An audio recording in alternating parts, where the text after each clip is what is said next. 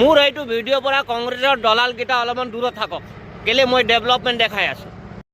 আৰু এইটো চাওক, এইটো পাৰ্কিং হয়, এই বছ পাৰ্কিং। ইয়াৰ পৰা বাইপাছ একদম ইয়াত মোৰ গাড়ী আছে। আৰু এইটো চাওক, ইমান ধুনীয়া এটা এৰিয়া। এইটো আজিৰ পৰা 10-12 বছৰত এইটো একোৱেই নাছিলে। আৰু এই পতাকাটো দেখি আছে আপোনালোকে, এই পতাকা দেখিছে, এই বিজেপি পতাকাহে।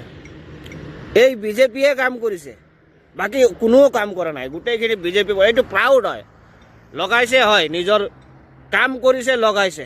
আৰু কিমান ধুনীয়া বিজেপিৰ পতাকা দেখিছে, ভাল লাগিছে। মই কৈছোঁ এই ভিডিঅ'ৰ পৰা কংগ্ৰেছী দলালকেইটা দূৰত থাকক, কেলে ইমান বছৰে আজিলৈকে কাম কৰা নাই। বিজেপিয়ে ডেভেলপমেণ্ট কৰিব বিচাৰে, তাতো বিৰোধ কৰে। মই ভাবোঁ কংগ্ৰেছে আমাৰ অসমৰ ডেভেলপমেণ্ট, কংগ্ৰেছে আমাৰ অসমৰ উন্নতিটো নিবিচাৰে, মই সেইটোৱে ভাবোঁ। আৰু এইকেইটা অসমৰ উন্নতি বিচৰা মানুহ নহয়। এই দল অসমৰ উন্নতিৰ কাৰণে কাম কৰা দল নহয়। সেইটো কাৰণে আমি কংগ্ৰেছক চাফ কৰিব লাগে।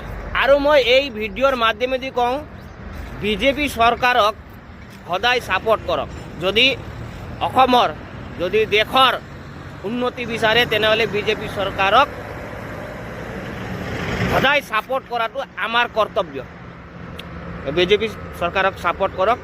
যি ক'লে ক'ব দিয়ক, মোক কোনো মতলব নাই। বিজেপিৰ দলাল কওক, যি কওক, কিন্তু মই অসমৰ উন্নতি, দেশৰ উন্নতি আৰু জনসাধাৰণ উন্নতি বিচাৰোঁ। সেইটো কাৰণে বিজেপিক ছাপোৰ্ট কৰোঁ আৰু সদায় ছাপোৰ্ট কৰি থাকিম। জয় হিন্দ, বিজেপি জিন্দাবাদ।